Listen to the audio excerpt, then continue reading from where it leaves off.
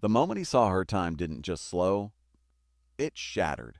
Rain clung to the edges of the street like a quiet witness, and the city buzzed in its usual indifference. Expensive tires rolled past puddles, vendors shouted prices, and life moved on as if nothing extraordinary had happened.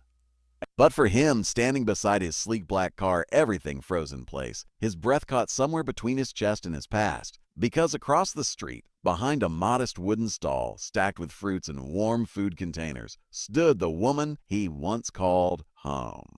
Oh. She looked smaller than he remembered, yet stronger in ways he couldn't explain. Her hands moved with quiet purpose as she arranged food for customers, her face calm, but marked with years he hadn't been there to witness. And beside her stood a little boy in a neat school uniform, clutching a worn backpack, looking up at her with the kind of trust only a child can give.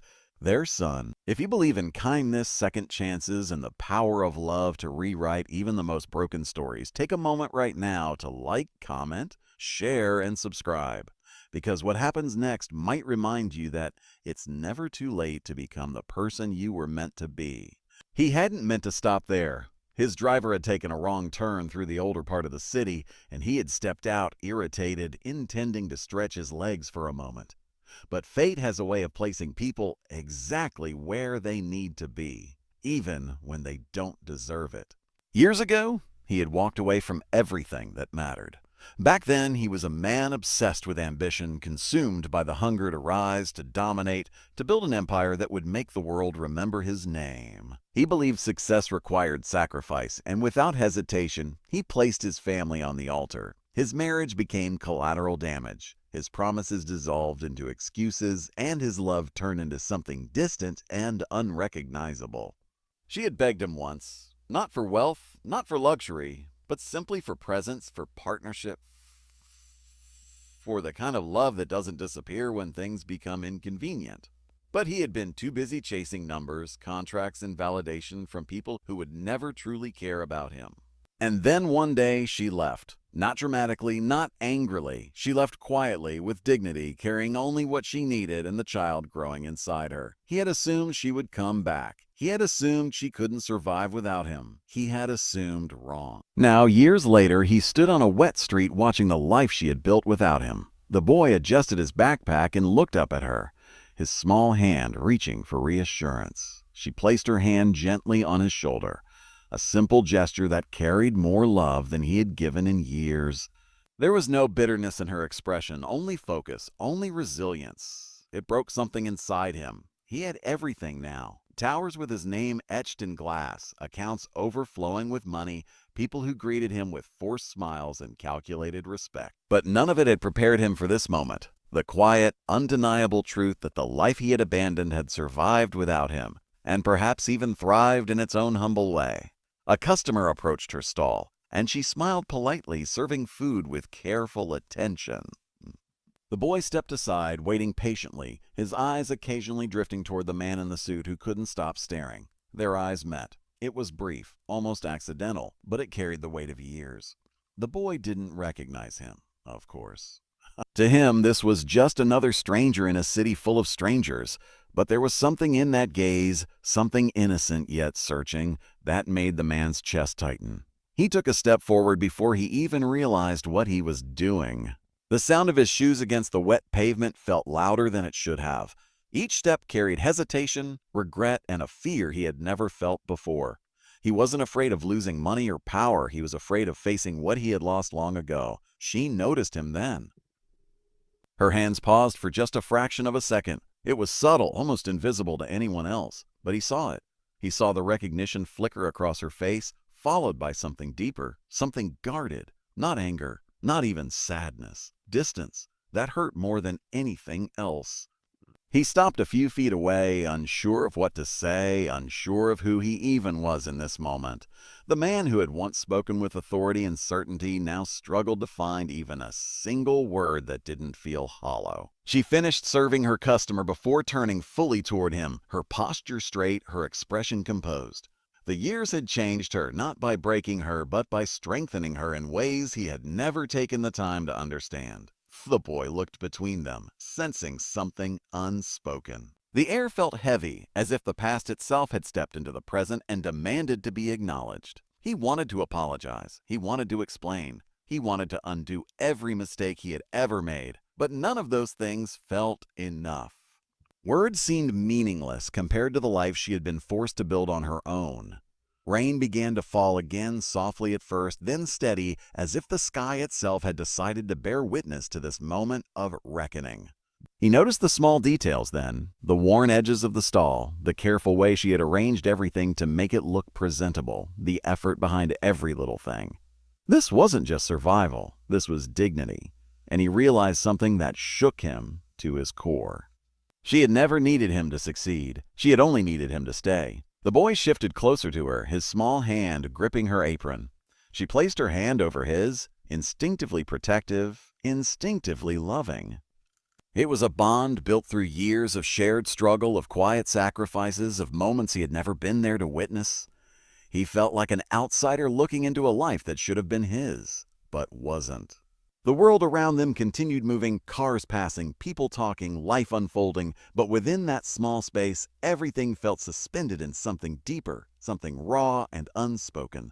He finally found his voice, though it came out quieter than he expected, almost fragile, not as a man of power, but as a man who had lost everything that truly mattered. And in that moment, something began to change. Not instantly, not dramatically, but in the slow, painful way that real change always begins, with awareness, with regret, with the understanding that some wounds cannot be erased, only acknowledged.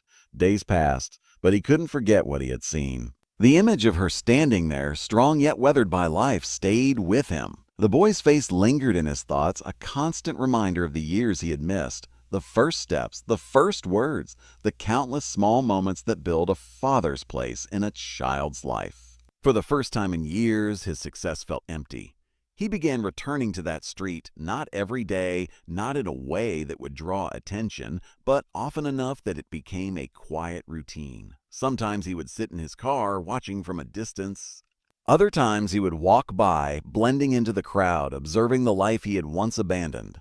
He noticed how early she arrived, how late she stayed, how she managed everything with a quiet strength that didn't demand recognition. He noticed how the boy helped in small ways, carrying things, standing patiently, learning responsibility at an age when he should have only known carefree joy. It stirred something inside him, a mixture of guilt and a desperate desire to make things right. But making things right wasn't simple. It wasn't about money. It wasn't about grand gestures. It was about earning a place in a life that had learned to exist without him. And that was the hardest thing he had ever faced. One evening, as the sun dipped below the buildings and the street began to quiet, he saw something that changed everything. The boy stumbled slightly while carrying a small box, and she rushed to steady him, her concern immediate, her touch gentle. He laughed it off, but she knelt down, checking him carefully, brushing dust from his uniform as if it mattered more than anything else in the world. It was such a small moment, but it held a love so pure, so unwavering, that it broke through every defense he had built around his heart. He realized then that he had been measuring life by the wrong standards all along. Not by love, not by presence, but by success that meant nothing without someone to share it with. And for the first time, he didn't just regret the past. He wanted to change the future to future. If this story has touched your heart so far, take a moment to engage with it. Like, share, or leave a comment. Because stories like this remind us that even in our darkest mistakes, there is still a chance to choose something better. But before we reach the end, I want to ask you something special. Drop a comment right now and tell me. Do you believe people truly deserve second chances, even after they've made life-changing mistakes?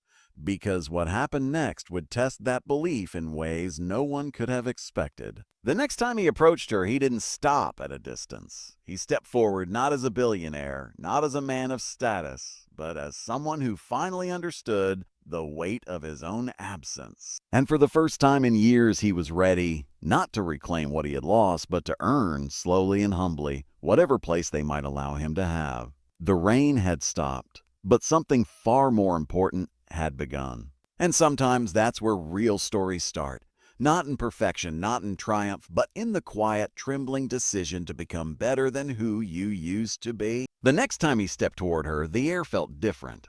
Not lighter, not easier, but honest. There was no rain this time, no dramatic backdrop to soften the moment. Just the ordinary rhythm of the street, the quiet clatter of utensils, and the steady presence of a woman who had already survived everything he once thought she couldn't. He stopped in front of the stall, close enough now that there was no pretending this was accidental. Her hands continued working for a second longer than necessary, finishing what she had started before she allowed herself to fully acknowledge him. When she finally looked up, her expression held no surprise this time. It was as if she had known he would come back, not because she expected it, but because unfinished stories have a way of circling back. The boy stood beside her again, a little taller than the last time he had truly looked. His eyes were curious, cautious, studying the man in front of him with a quiet intensity that made the billionaire's heart feel unsteady. There was a silence that stretched between them, not empty, but full of everything that had never been said. He didn't begin with an apology. Because for once, he understood that apologies alone were cheap, easy, temporary. Instead, he stood there, letting the weight of his presence speak first, letting her decide whether he even deserved to be heard. She didn't smile, but she didn't turn away either, and that, in itself, felt like more than he deserved. Days turned into a fragile pattern after that. He didn't force conversations. He didn't bring gifts or money or solutions wrapped in wealth. Instead, he came quietly, sometimes buying food like any other customer, sometimes just standing nearby, existing in the same space without demanding anything from it. At first, she kept her distance. Her words were few, her tone neutral, her focus always on her work or her son. It wasn't coldness, it was protection, a boundary built over years of learning how to survive without depending on anyone. And he respected that. For the first time in his life, he wasn't trying to control the pace of something. He wasn't trying to fix everything instantly. He was learning to wait. The boy, however, was different. Children don't carry the same walls as adults. Their curiosity often reaches where pain tries to block. It started with small glances, then quiet observations, and eventually hesitant questions that weren't asked directly but lingered in the way he looked at him. One afternoon, the boy dropped a small stack of napkins while helping at the stall. Without thinking, the man bent down to pick them up, handing them back with a simple, careful gesture. The boy hesitated before taking them, studying his face more closely this time. There was something there, something unspoken but undeniable. Recognition, perhaps not in memory, but in instinct. The kind that doesn't need explanation. From that moment on, the space between them began to shift. It wasn't sudden, it wasn't dramatic, but it was real. The man began helping in small ways, never overstepping, never assuming, carrying a crate when it looked too heavy, standing nearby when the crowd grew too large, offering presence instead of authority. She noticed. Of course she did, but she said nothing, because trust once broken doesn't rebuild through words. It rebuilds through consistency. Weeks passed. The city continued its endless movement, but within that small corner of the street, something fragile was taking shape. Not forgiveness, not yet, but possibility. One evening, as the golden light of sunset stretched across the pavement, the boy lingered after packing up the stall.